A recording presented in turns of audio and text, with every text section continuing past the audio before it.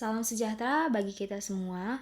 Pada kesempatan kali ini, izinkan kami menjelaskan tentang analisis isu-isu kontemporer yang terjadi secara nasional. Sebelumnya, saya akan memperkenalkan kelompok kami. Kami merupakan peserta Latsar CPNS 2022, Angkatan 10, kelompok 4, dan kami merupakan subkelompok 2, yang beranggotakan 3 orang, yaitu yang pertama ada teman saya, Ibu Irma Manurung SPD, yang kedua saya sendiri, Ita Sri Apika Pinem SPD, dan yang ketiga, Bapak Jefron Sarlius Barasa SAG. Baiklah, langsung saja. Berdasarkan pada apa yang telah kami bahas tentang isu-isu nasional, kami mengangkat 4 isu yang akan kami analisis. Yang pertama, tingginya angka positif pasien COVID-19. Yang kedua, rendahnya tingkat kepercayaan masyarakat dalam melakukan vaksinasi. Yang ketiga, munculnya varian virus Omikron. Dan yang keempat, lumpuhnya dunia pendidikan akibat COVID-19.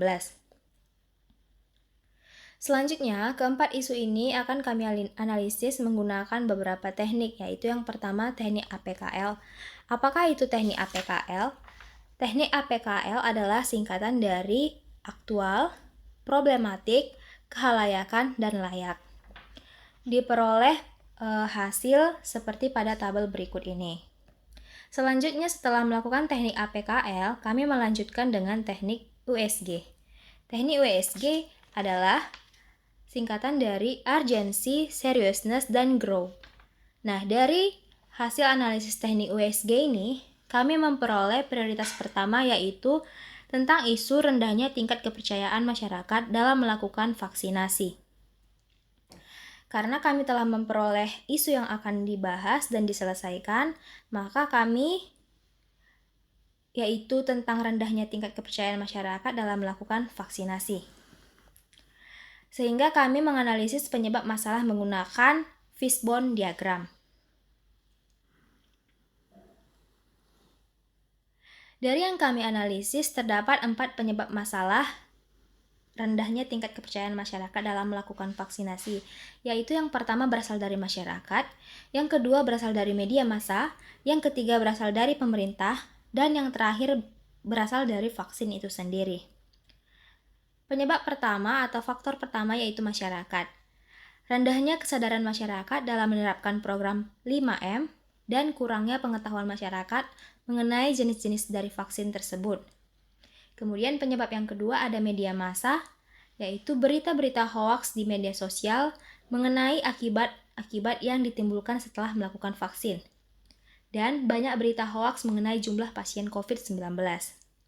Selanjutnya, penyebab ketiga datang dari pemerintah sendiri, yaitu karena kurang tegasnya petugas COVID-19 dalam menghadapi masyarakat dan pemerintah tidak melakukan sosialisasi mengenai jenis-jenis vaksin.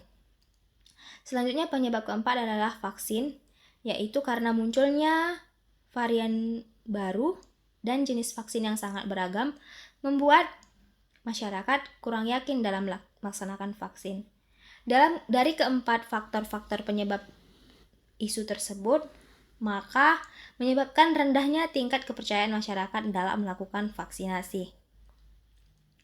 Kepercayaan masyarakat menjadi salah satu faktor penentu sukses atau tidaknya pelaksanaan vaksinasi pencegahan COVID-19. Untuk itu, kami akan memberikan beberapa alternatif penyelesaian isu untuk meningkatkan kepercayaan masyarakat dalam vaksinasi. Ada 2 alternatif penyelesaian, yaitu yang pertama, memberikan sosialisasi dan edukasi tentang pentingnya melakukan vaksin COVID-19.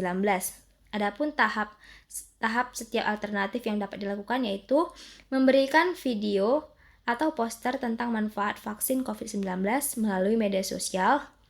Hasil yang diharapkan, dengan adanya video atau poster tersebut, diharapkan masyarakat bisa membaca ataupun menonton hal-hal positif yang diperoleh ketika sudah melakukan vaksin. Selanjutnya, pemerintah dan public figure melakukan vaksin terlebih dahulu. Diharapkan dengan adanya bukti nyata bahwa pemerintah dan public figure telah melakukan vaksin, membuat masyarakat yang ragu untuk melakukan vaksin menjadi lebih yakin. Selanjutnya, melakukan ajakan persuasif kepada masyarakat melalui pemerintah daerah dan desa untuk melakukan vaksin. Hasil yang diharapkan masyarakat tidak takut lagi untuk melakukan vaksin. Kemudian, alternatif yang kedua yaitu memberikan sanksi kepada masyarakat yang tidak mau melakukan vaksin. Adapun tahapan yang bisa dilakukan yaitu tidak memperbolehkan perjalanan keluar kota atau luar negeri, tidak bisa melakukan mudik dan lain sebagainya jika tidak melakukan vaksin. Diharapkan sanksi ini dapat memberikan kesadaran kepada masyarakat bahwa pentingnya vaksin untuk menurunkan tingkat COVID-19 di Indonesia, sehingga jika tidak melakukan vaksin, tidak mendapatkan izin untuk melakukan perjalanan pribadi ataupun dinas dari pemerintah. Sekian analisis isu kontemporer di tingkat nasional yang dapat kami paparkan. Atas perhatiannya kami ucapkan terima kasih.